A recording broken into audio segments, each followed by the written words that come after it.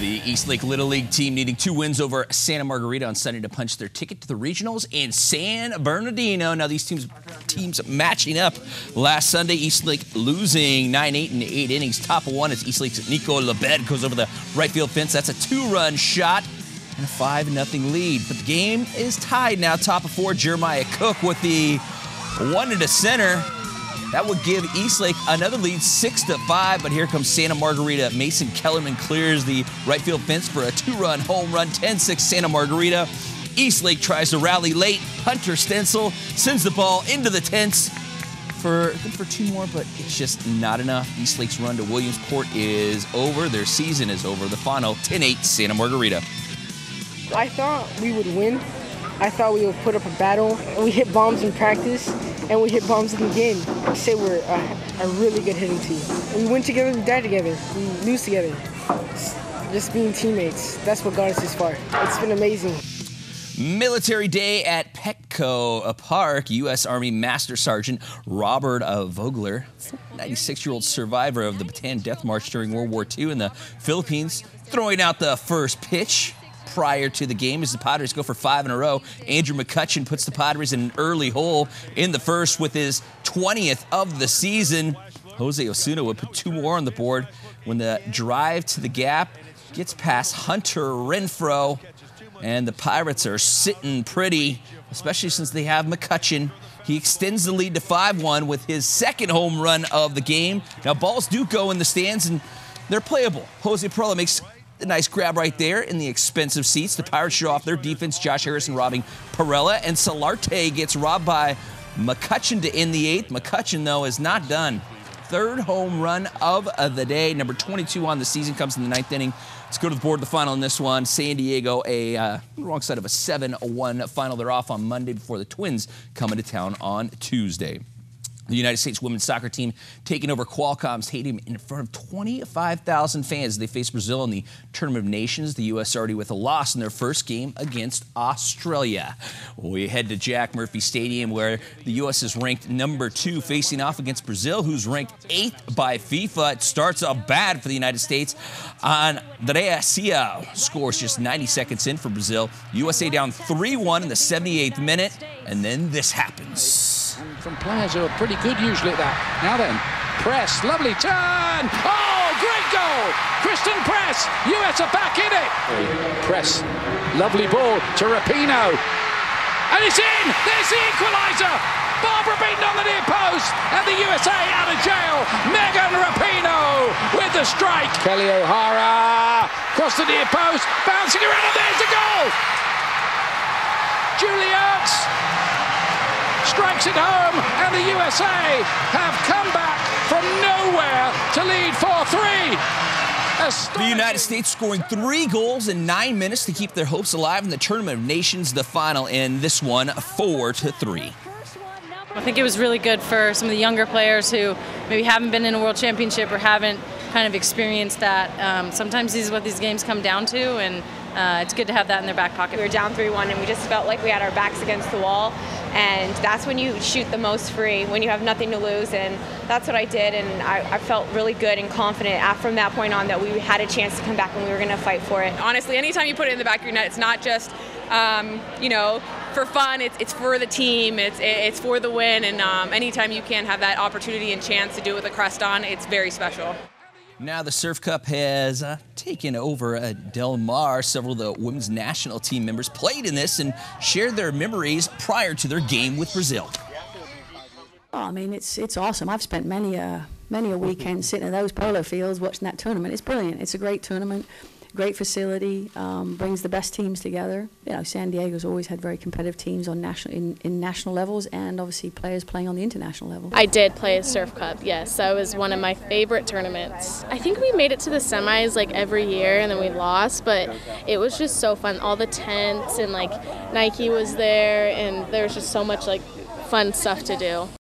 All right, how about some Surf Cup action? Girls 19 and under, San Diego Surf playing host to West Coast FC out of Orange County. Second half, it's Kelly McKinnon with some nifty footwork in the goal to get San Diego on the board. Moments later, Zoe Rodriguez really finds the back of the net on the long-distance free kick as the Surf get the shutout win, the final 3-0. Honestly, it feels great because, especially with this team, we've been together for so long and we've been working so hard at practice 4 days a week, and just coming out on the field and like putting the shots in the back of the net, it just feels amazing. All right, Surf Cup girls 15 and under has San Diego Soccer Club taking on Nevada United. 20th minute. This is Maggie Gilchrist getting by the defense and gets San Diego on the board. That cuts the lead in half. She would add 2 more goals in the second half as she nets the hat trick for San Diego, but it's not enough. Nevada United goes on to win the final 4-3. We were down in the first half, so whenever we got the tie, I think everyone was really happy and they were all really energized to be able to play more and to be able to think, oh, we have a chance on this.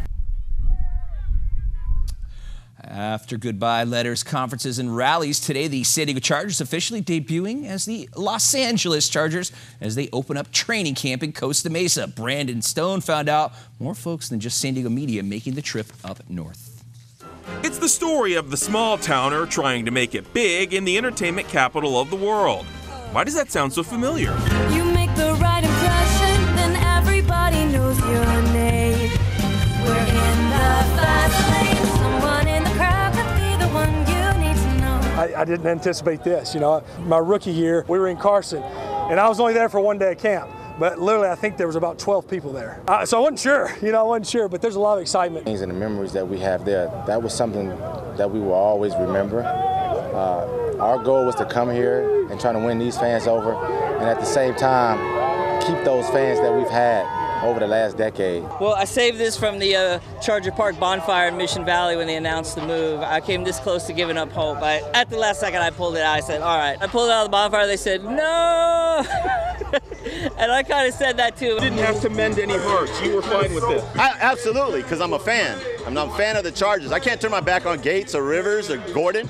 They're my boys, so I got to watch them all the time. Well, the Chargers want this to be all about the fight for LA. The real story is that this week belongs to San Diego because its favorite son is going in the Hall of Fame. I don't know what it's going to feel like when I finally put that gold jacket on, when I unveil that bust, and when I see so many people who have supported me and helped me with my dream and this journey. I'm sure, there's no question, I will get emotional. I'm an emotional person anyway. I mean, you guys have seen me in the past, so there's no question that I'll probably get emotional at that time. From Costa Mesa, this is Brandon Stone for the All Sports Report. He's saying there will be tears. Final round of the Surf Pro from the Oceanside Pier. It's an all-California final. Courtney Conlog in red from Santa Ana just keeps her balance here, scoring a 9.77. Some really good surf, the highest score of the weekend. Final minute, Sage Erickson tries to make up the difference, but she ends up wiping out, and Conlog is your champion as she would go on to win this one, as she is carried off the beach. As tradition, it's her second Supergirl title. It's great to double up on anything, be a two-time champ is always a great thing. It's creating consistency and repeating something you've already done before, and it's not always an easy task, and it's been phenomenal to be a part of it. Great to be in my hometown and headed into the Open.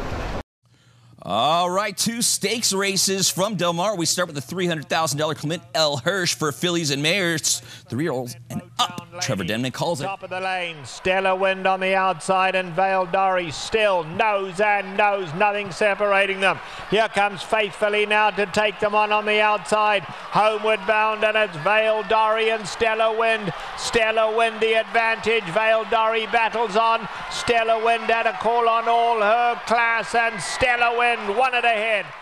Stellar Wind, your winner with Victor Espinosa aboard the 5-year-old chestnut mare trained by John Sadler, paying $3 for the win. The next feature, $150,000 Fleet Treat Stakes for California bred or sired 3-year-old fillies.